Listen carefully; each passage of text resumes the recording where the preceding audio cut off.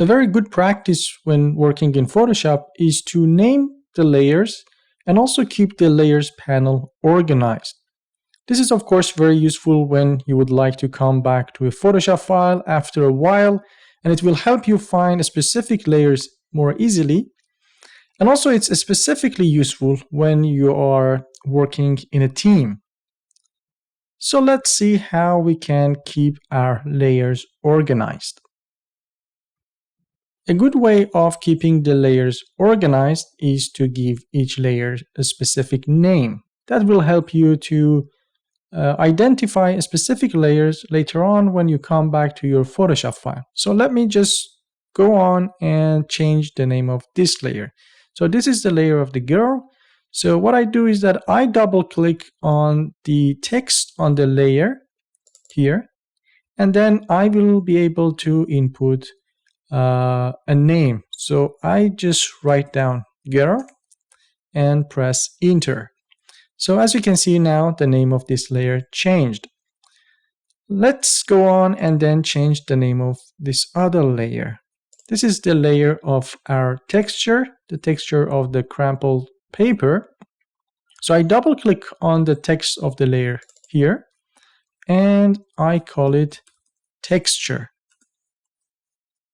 The text layer has a specific name, the name of the title, fashion, so I don't change that. And then we have our other layer. This is one of our shape layers in the background. So I call this trapezoid. And then we have this other shape, the circle, so I call it circle. And we also have our background, so I call this the background layer.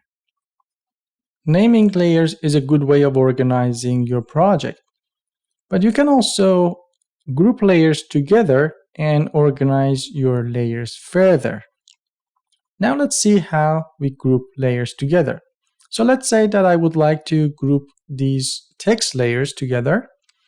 What I would do is that I would click over here on this button, create a new group button, and as soon as I do that, a new group will be added to my layers panel.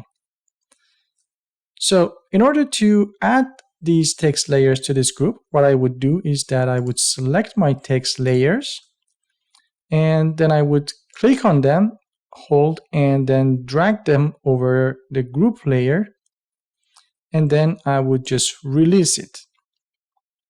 So as you can see right now, the text layers are inside the group layer, and I can just go on, double click on the name of the group and maybe change it to something like brand names. And right now I have one group here. If you look at the group, you will see a small arrow icon on the left side of the group. If I click on this small icon, as you can see, I will close down the group. Of course, you will always have access to all the layers inside the group by just clicking on this button, and you can select each one of them and you can change it as you want.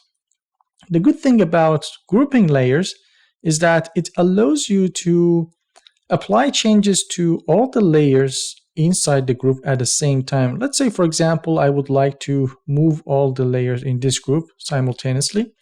So instead of selecting all of them and moving them, I can simply select the group and then I'd be able to move all the layers at the same time together.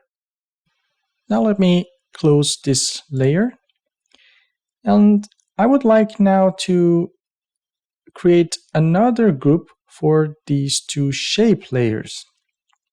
So I'll go here and click on the create new group again, and then I select these shape layers and I do the same thing, click, hold, drag and drop them on the group.